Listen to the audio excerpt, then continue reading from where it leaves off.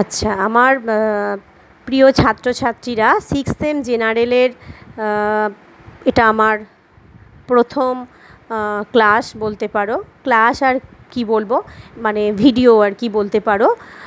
যেহেতু পরিস্থিতির জন্য আমাদের কাছে সুযোগ নেই ক্লাস করানোর, তাই এইভাবেই তোমাদের কাছে চেষ্টা করছি যাতে তোমাদের সিলেবাস অনুযায়ী তোমাদের টপিকগুলো সম্বন্ধে কিছুটা আইডিয়া দিতে পারি। আচ্ছা, প্রথমেই আমি একটুখানি সিলেবাস নিয়ে আলোচনা করছি। হয়তো অন্য টিচাররাও এই বিষয়ে আলোচনা করবেন বা করেছেন, তবুও আমি একটুখানি পড়ানো শুরু করার আগে আমার টপিকটা বুঝিয়ে দিই, কোন টপিকটা পড়াবো আর কি কি টপিক আছে। আচ্ছা, তোমাদের সিক্স সেম জেনারেলে ডিএসি বি ওয়ানে রয়েছে patterns of capitalism in Europe 16th century too early 20th century. আচ্ছা, এখানে রয়েছে ডেফিনেশন অ্যান্ড কনসেপ্টস। অন্যদিকে রয়েছে commercial capitalism 15 to 17th century, অর্থাৎ বাণিজ্যিক পুঁজিবাদ 15 to 17th সেঞ্চুরি। আর হচ্ছে industrial revolution in England, causes and nature. Industrial revolution বুঝতেই পারছো, শিল্প বিপ্লব, ইংল্যান্ডে শিল্প বিপ্লব রয়েছে। এছাড়া আছে industrial capitalism in France, genesis and nature. আর রয়েছে শিল্পের যে পুঁজি, ক্যাপিটালিজম, ফ্রান্সের পুঁজিবাদ, শিল্পের পুঁজিবাদ ফ্রান্স নিয়ে পড়তে হবে। আর প্রকৃতি, জেনেসিস অ্যান্ড নেচার, প্রকৃতি নিয়ে পড়তে হবে। এছাড়া গ্রোথ অফ ইন্ডাস্ট্রিজ ইন জার্মানিতে যে ইন্ডাস্ট্রি বৃদ্ধি হয়েছিল আর কি, কীভাবে শিল্পায়ন হয়েছিল সেটা পড়তে হবে। এছাড়া হচ্ছে industrial revolution, impact of industrial revolution on European society, polity and economy. এছাড়াও এই ইন্ডাস্ট্রিয়াল রেভলিউশন ইউরোপীয় সমাজে কীভাবে পলিটি, ইকোনমির ওপরে, অর্থনীতির ওপর কী প্রভাব ফেলেছিল সেটাও তোমাদের পড়তে হচ্ছে ডিএসি বি1-এ। এরপরে বলি ডিএসি বি2, সেখানে রয়েছে some aspect of society and economy of modern Europe 15 to 18th century. আচ্ছা, এখানে রয়েছে হিস্টোগ্রাফিক্যাল ট্রেন্ডস, বিভিন্ন ধারা রয়েছে। অন্যদিকে রয়েছে ফিউডাল ক্রাইসিস, মেন স্ট্যান্ডস, মানে সামন্ততন্ত্রের যে ক্রাইসিস সেটা রয়েছে। রেনেসাঁস রয়েছে, অরিজিন, ডোমিনেন্ট ফিচার্স, আচ্ছা, নবজাগরণ রয়েছে। আচ্ছা, European reformation, Genesis, nature and impact. আচ্ছা, ইউরোপের যে ইউরোপের যে পুনর্গঠন সে সম্বন্ধে পড়তে হবে। এছাড়া রয়েছে beginning of the era of colonisation, motive, mining and plantation, the African slaves. এছাড়া তোমাদের ঔপনিবেশিকতাবাদ পড়তে হচ্ছে এবং আফ্রিকান স্লাভস পড়তে হচ্ছে। এছাড়া হচ্ছে economic developments of 16th century, economic balance of Mediterranean to the Atlantic, ভূমধ্যসাগরীয় বাণিজ্য মানে ইকোনমি, ভূমধ্যসাগরীয় অর্থনীতি সংক্রান্ত টপিকটা তোমাদের রয়েছে। এছাড়া হচ্ছে transition from feudalism two capitalism, industrial revolution in England. এছাড়াও রয়েছে যেটা ফিউডালিজম, মানে সামন্ততন্ত্র থেকে পুঁজিবাদে যে উত্তরণ, সেই টপিকটা পড়তে হবে। এছাড়া রয়েছে ইন্ডাস্ট্রিয়াল রেভলিউশন ইংল্যান্ড। সুতরাং এই টপিকগুলো কিন্তু তোমাদের পড়তে হচ্ছে। এরপর বলি যে আমি এই টপিকটা করাচ্ছি, এই ইন্ডাস্ট্রিয়াল রেভলিউশন, এই টপিকটা আমি ইংল্যান্ডের যে ইন্ডাস্ট্রিয়াল রেভলিউশন, যে শিল্প বিপ্লব হয়েছিল, সেই টপিকটা আমি তোমাদের পড়াচ্ছি, শুরু করছি আজকে। এরপর বলি, প্রথমেই যেটা বলবো যে বিপ্লব বলতে আমরা কি বুঝি। আসলে বিপ্লব কথাটির সঙ্গে আমাদের একটা পরিচয় রয়েছে। বিপ্লব কথার অর্থ হলো আমূল পরিবর্তন। অর্থাৎ অষ্টাদশ শতাব্দীর শেষ দিকে ইউরোপে দু ধরনের বিপ্লবের সূচনা হয়েছিল। এদের একটি হলো ফরাসি বিপ্লব আর অন্যটি হলো শিল্প বিপ্লব। তাহলে মোটামুটি আমরা বিপ্লব বলতে একটা আমাদের এই রকম ধারণা হয় যে বিপ্লব হচ্ছে একটা আমূল পরিবর্তন, একটা বিরাট একটা পরিবর্তন হচ্ছে, সেটাই হচ্ছে বিপ্লব। এবার বিপ্লবকে আমরা দুভাগে ভাগ করলাম, যে অষ্টাদশ শতাব্দীর শেষে আমরা দেখছি দু ধরনের বিপ্লব হচ্ছে। একটা ফরাসি বিপ্লব যেটা ফ্রান্সে হয়েছিল, আর অন্যটি শিল্প বিপ্লব, অর্থাৎ শিল্পের ক্ষেত্রে যে বিপ্লব সেটাই হচ্ছে শিল্প বিপ্লব। এবারে বলি ফরাসি বিপ্লব যেমন মানুষের স্বাধীন সত্তার কথা ঘোষণা করে মনোজগতে বিরাট পরিবর্তন নিয়ে এসেছিল, সেরকম শিল্প বিপ্লব মানুষের ভোগ্য বস্তুর জগতে একটা পরিবর্তনের সূচনা করেছিল। অর্থাৎ শিল্প বিপ্লবের সূত্রপাত যদিও ফরাসি বিপ্লবের আগেই আরম্ভ হয়েছিল, তবুও ফরাসি বিপ্লব শেষ না হওয়া পর্যন্ত তার ফলশ্রুতি কিন্তু প্রকাশ পায়নি। অর্থাৎ বিশ্ব সভ্যতার ইতিহাসে ফরাসি বিপ্লব যেমন ফ্রান্সের অবদান, সেরকমই আমরা দেখতে পাই শিল্প বিপ্লবে প্রধানত কিন্তু ব্রিটেনেরই অবদান রয়েছে। ব্রিটেনেই প্রথম শিল্প বিপ্লবটা হয়েছিল। তাহলে এই পর্যন্ত মোটামুটি বিষয়টা তোমাদের বোঝাতে পারলাম যে ফরাসি বিপ্লব যেটা ফ্রান্সে হয়েছিল, আর হচ্ছে শিল্প বিপ্লব, শিল্পের ক্ষেত্রে যে আমূল পরিবর্তন। অর্থাৎ ফরাসি বিপ্লব মানুষের চিন্তাধারা এবং সামাজিক ও রাজনৈতিক ব্যবস্থার ওপর গভীর প্রভাব বিস্তার করেছিল, কিন্তু শিল্প বিপ্লবের প্রভাব ছিল আরও বেশি, আরও সুদূর প্রসারী। অষ্টাদশ শতকে নানা বৈজ্ঞানিক আবিষ্কার, যন্ত্রের আবিষ্কার, লোহা ও বাষ্পশক্তির ব্যবহার, বড় বড় কলকারখানার উৎপত্তি, যাতায়াত ব্যবস্থার উন্নতি প্রভৃতি মানুষের জীবনযাত্রায় এক আমূল পরিবর্তন আনে। এই পরিবর্তনকেই আমরা শিল্প বিপ্লব বলি। আর এই শিল্প বিপ্লবের সূচনা হয়েছিল কিন্তু ইংল্যান্ডে, তারপর ইংল্যান্ড থেকে ইউরোপের অন্যান্য দেশে ছড়িয়ে পড়েছিল। তাহলে দুটো বিপ্লবের মধ্যে পার্থক্য কি? ফরাসি বিপ্লব হচ্ছে ফ্রান্সে হয়েছিল এবং মানুষের চিন্তাধারা আর সামাজিক রাজনৈতিক ব্যবস্থার উপরে গভীর প্রভাব বিস্তার করেছিল ফরাসি বিপ্লব। আর অন্যদিকে শিল্প বিপ্লবের প্রভাব ছিল কিন্তু আরও বেশি, আরও সুদূর প্রসারী। আর শিল্প বিপ্লবে আমরা দেখতে পাচ্ছি এটা মানে ফরাসি বিপ্লব হয়েছিল ফ্রান্সে, আর শিল্প বিপ্লবের সূচনা হয়েছিল কিন্তু প্রথমে ইংল্যান্ডে, তারপরে আরও অন্যান্য দেশে কিন্তু ইউরোপের অন্যান্য দেশে সেটা ছড়িয়ে পড়েছিল। আসলে এই সময়ে এত নতুন নতুন যন্ত্রপাতি গড়ে উঠেছিল, বড় বড় কলকারখানা নির্মাণ করা হয়েছিল, যন্ত্রপাতির উন্নয়ন হয়েছিল, যার জন্য এই সময়টাকে শিল্প বিপ্লব বলা হচ্ছে, শিল্পের উন্নতি। আরও পরিষ্কার করে বিষয়টি বলতে গেলে বহু কলকারখানা এই সময় নির্মিত হয়েছিল। যেমন ধরো এই সময়ই আমরা দেখতে পাই যে লোহা গলাবার কারখানা থেকে শুরু করে জেমস ওয়াটের নানা রকম যন্ত্রপাতি কলকারখানার আবিষ্কার কিন্তু আমরা এই সময় দেখতে পাই। এই সময় জেমস ওয়াটের বাষ্পীয় ইঞ্জিন আবিষ্কৃত হয়েছিল, তারপরে লোহা গলাবার চুল্লি থেকে শুরু করে স্পিনিং জেনি, হারগিভসের স্পিনিং জেনি, মানে এই সময় বিশাল নতুন নতুন আবিষ্কার হয়েছিল। আচ্ছা, বিষয়টা আরেকটুখানি পরিষ্কার করে বলতে গেলে অষ্টাদশ শতকের মধ্যভাগ পর্যন্ত ইউরোপীয় অর্থনীতি ছিল বহুলাংশে কৃষি নির্ভর। তবে বিগত 100 বছর ধরে উৎপাদন ব্যবস্থায় পরিবর্তন ও অগ্রগতি কিন্তু অব্যাহত ছিল।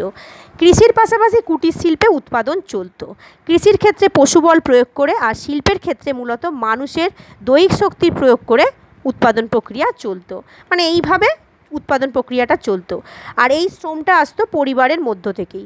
অর্থাৎ কুটির শিল্প তখন তো বড় বড় কলকারখানা গড়ে ওঠেনি, মানে অষ্টাদশ শতকের মধ্যভাগ পর্যন্ত সেই সময় কুটির শিল্প ছিল, ছোট ছোট শিল্প কারখানা ছিল, সেগুলোতে উৎপাদন ছিল খুব স্বল্প এবং সম্ভবতই এর বাজারটা ছিল সীমাবদ্ধ। স্থানীয় বাজারে চাহিদা অনুযায়ী উৎপাদনটা পরিচালিত হতো, আর যোগাযোগ ব্যবস্থাও খুব একটা উন্নত ছিল না। সেজন্য যোগাযোগ ব্যবস্থার অপ্রতুলতার কারণেই আঞ্চলিক ভিত্তিতে পণ্য উৎপাদন করার একটা প্রবণতা ছিল, মানে একটা অঞ্চলের মধ্যে আর কি সীমাবদ্ধ ছিল। আর অষ্টাদশ শতকের মধ্যভাগ থেকে কিন্তু আমরা দেখতে পাই যে উৎপাদন ব্যবস্থায় গুরুত্বপূর্ণ পরিবর্তন আসছে এবং খ্রিস্ট ধর্ম, সামন্ততন্ত্র এবং রোমান আইন দ্বারা আবদ্ধ ইউরোপের জীবনে উৎপাদন ভিত্তিক ও সুদূর প্রসারী একটা পরিবর্তন কিন্তু আমরা দেখতে পাচ্ছি যে অষ্টাদশ শতকের মধ্যভাগ থেকে শুরু হয়ে যাচ্ছে। আর এই সময় থেকেই আমরা দেখতে পাই যে অর্থনীতি ক্রমশ স্বনির্ভর হয়ে উঠছে, নিজে নিজেই গতিবেগের সঞ্চার করছে। জাতীয় আয় স্তর বা জীবনযাত্রার মানও কিন্তু এই সময় বৃদ্ধি পাচ্ছে। আর এই পরিবর্তনের প্রধান ভিত্তি কিন্তু ছিল যন্ত্রশক্তির উদ্ভাবন ও উৎপাদন প্রক্রিয়ায় বিভিন্ন স্তরে যন্ত্রশক্তির সুদক্ষ প্রয়োগ। এই যে শিল্প বিপ্লব যেটাকে বলছি, সেখানে কিন্তু আমরা দেখতে পাই যে উৎপাদন প্রক্রিয়ায় কিন্তু বিরাট পরিবর্তন আসছে। আর কি, যন্ত্রশক্তির উদ্ভাবন হচ্ছে, আর সেই যন্ত্রশক্তিকে সুদক্ষভাবে কিন্তু প্রয়োগ করা হচ্ছে। মনুষ্য শক্তির সীমাবদ্ধতা অতিক্রম করা সম্ভব হয় এই যন্ত্রশক্তির প্রয়োগ দ্বারা।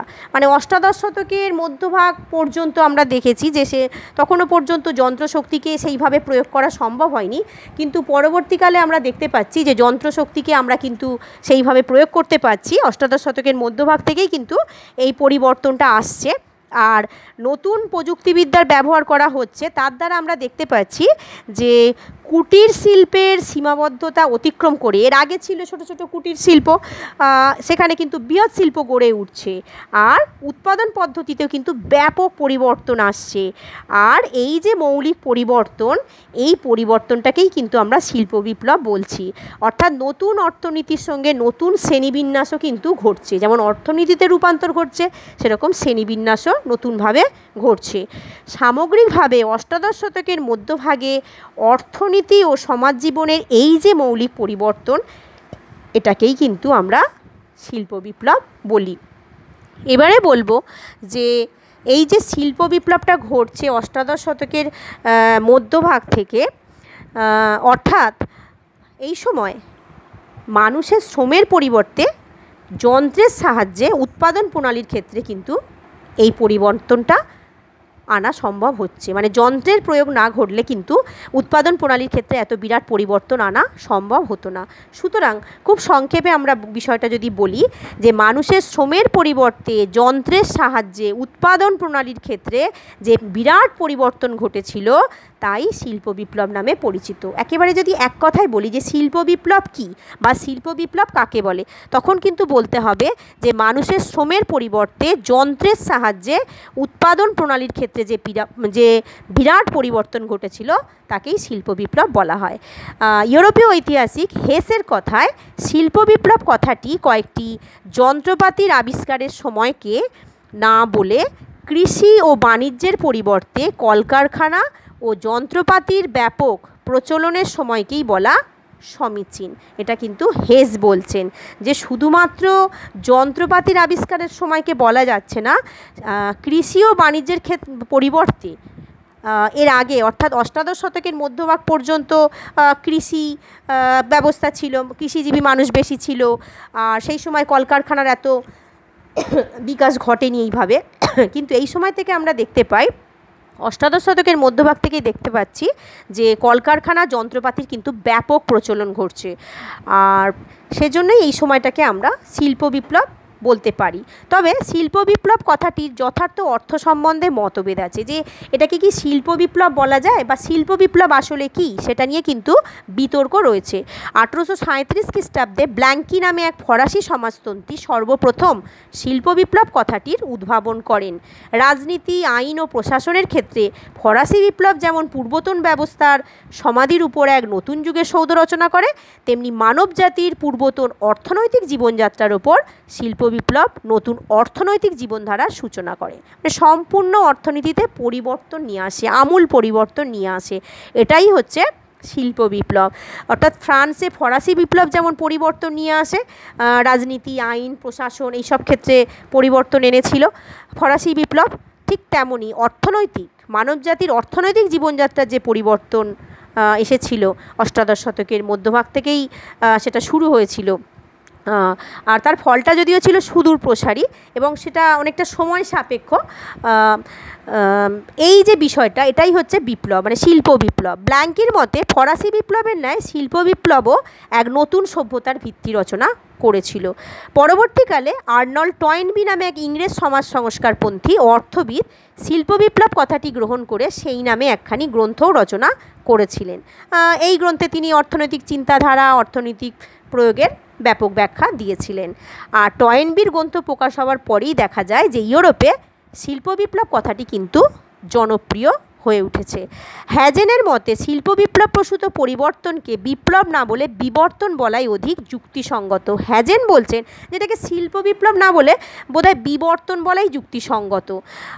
তার কারণ হ্যাজেনের ভাষায় this industrial movement might more properly be called industrial evolution.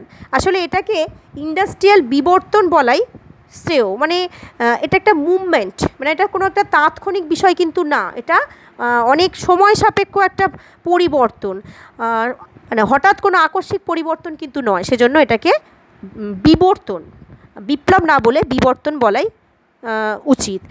অন্যদিকে হেসের মতে এই বিরাট পরিবর্তনকে শিল্প বিবর্তন ইন্ডাস্ট্রিয়াল এভলিউশন বলাই যুক্তিযুক্ত। হ্যাজেন যেমন বলছেন তেমনি হেস তিনিও কিন্তু বলছেন যেটাকে ইন্ডাস্ট্রিয়াল রেভলিউশন না বলে ইভলিউশন বলাই যুক্তিযুক্ত। কারণ বিপ্লব বলতে একটা তীব্র ও অকস্মাৎ উত্তেজনা বোঝায়, মানে হঠাৎ একটা বিরাট একটা পরিবর্তন এরকম বোঝায়, আর ফলশ্রুতিও হয় তাৎক্ষণিক।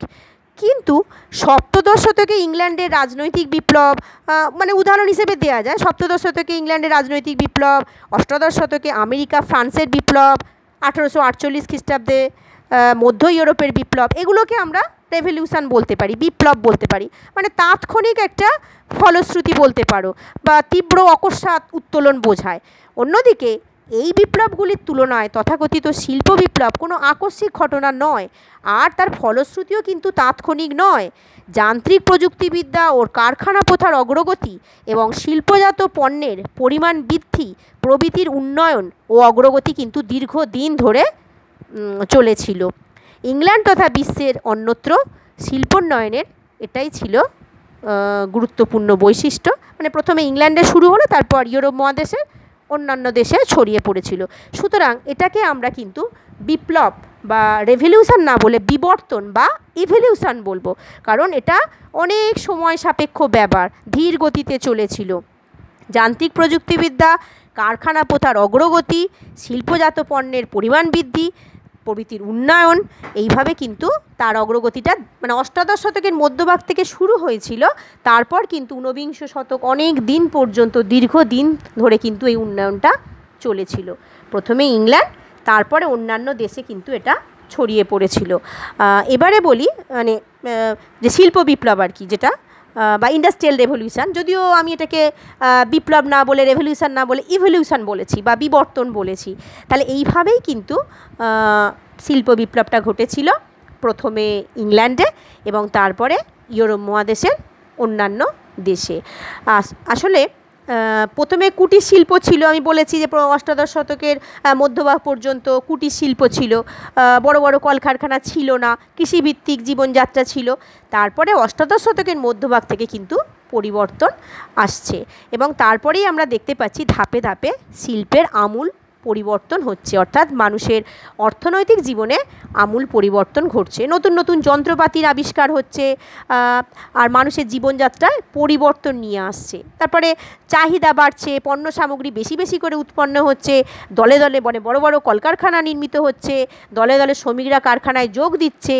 আর পূর্বতন কুটির শিল্পে একজন মালিক, তার অল্প কয়েকজন কর্মচারী ছিল, কিন্তু এখন কি হচ্ছে, বড় বড় কলকারখানা, সেখানে একজন মালিকের সঙ্গে অনেক অনেক শ্রমিক একসাথে যুক্ত হচ্ছে। তাহলে মালিক শ্রমিকের যে সম্পর্ক, সেখানেও কিন্তু পরিবর্তন দেখা দিচ্ছে। আর আমরা কি দেখতে পাচ্ছি, পরিবহন ব্যবস্থাতেও কিন্তু পরিবর্তন দেখা দিচ্ছে, মানে সর্বক্ষেত্রেই পরিবর্তন দেখা দিচ্ছে। প্রথমে বাষ্পচালিত রেল ইঞ্জিনের আবিষ্কার হচ্ছে, যেমন এই যে জেমস ওয়াট বাষ্পীয় রেল ইঞ্জিন আবিষ্কার করছেন। পরবর্তীকালে আমরা দেখতে পাই যে বাষ্পচালিত জাহাজ পণ্য সামগ্রী নিয়ে দূর দেশে পাড়ি দিচ্ছে। তারপরে বিদ্যুতের আবিষ্কার হচ্ছে, মানে নতুন নতুন আবিষ্কার, অর্থাৎ উৎপাদন প্রণালী ও যানবাহন ব্যবস্থার ক্ষেত্রে বৈপ্লবিক পরিবর্তন দেখা দিচ্ছে। আর এই বৈপ্লবিক পরিবর্তনকেই আমরা শিল্প বিপ্লব নামে অভিহিত করি। আর এই পরিবর্তন অষ্টাদশ শতকে আরম্ভ হচ্ছে, অষ্টাদশ শতকের মধ্যভাগ থেকে, এবং ঊনবিংশ শতকে পরিপূর্ণভাবে কিন্তু বিকশিত হচ্ছে বা বিকাশ লাভ করছে। আচ্ছা, আমি যেটা আজকে পড়ালাম সেটা হচ্ছে শিল্প বিপ্লব কী বা কাকে বলে, শিল্প বিপ্লবের বৈশিষ্ট্য কী, শিল্প বিপ্লব মানুষের জীবনে কী পরিবর্তন আনছে, সেই জায়গাটা আমি বোঝালাম। বৈশিষ্ট্য বলতে নিশ্চয়ই বুঝতে পারছো যে বৈশিষ্ট্য সেখানে হচ্ছে পরিবর্তন আসছে, যে কৃষিভিত্তিক অর্থনীতিতে রূপায়ণ ঘটছে, সেখানে মানুষের মানে আগে যে গ্রামীণ কৃষিভিত্তিক অর্থনীতি ছিল, এখন দেখা যাচ্ছে শহুরে শহুরে বাণিজ্যের গুরুত্ব বৃদ্ধি পাচ্ছে। আর যানবাহন ব্যবস্থা, যন্ত্রপাতি সব ক্ষেত্রে আমূল পরিবর্তন দেখা দিচ্ছে। আর আগে ছিল কুটির শিল্প, এখন বড় বড় কলকারখানা গড়ে উঠছে। অর্থাৎ মানুষের অর্থনৈতিক ক্ষেত্রে কিন্তু একটা বিরাট পরিবর্তন ঘটছে। আর এই পরিবর্তনকেই আমরা কিন্তু শিল্প বিপ্লব বলি। তাহলে এক কথায় যদি শিল্প বিপ্লব বলতে কী বোঝো, তাহলে বলবে মানুষের শ্রমের পরিবর্তে যন্ত্রের সাহায্যে উৎপাদন প্রণালীর ক্ষেত্রে যে বিরাট পরিবর্তন ঘটেছিল তাকেই শিল্প বিপ্লব বলা হয়। আর সেটাও আমি বলে দিলাম যে শিল্প বিপ্লবে কী কী পরিবর্তন এসেছিল, বা এটাকে শিল্প বিপ্লব বলা যায় কি না, কি বিবর্তন বলা হয়, সেটা নিয়েও কিন্তু বিতর্ক রয়েছে। হ্যাজেন এরা কিন্তু এটাকে ইভলিউশন বলছেন, মানে বিবর্তন, শিল্প বিবর্তন, শিল্প বিপ্লব না বলে শিল্প বিবর্তন বলছেন। তাহলে এই কটা জায়গা বুঝিয়ে দিলাম। একটা হচ্ছে শিল্প বিপ্লব কী, শিল্প বিপ্লবের বৈশিষ্ট্য, কী কী পরিবর্তন আসছে।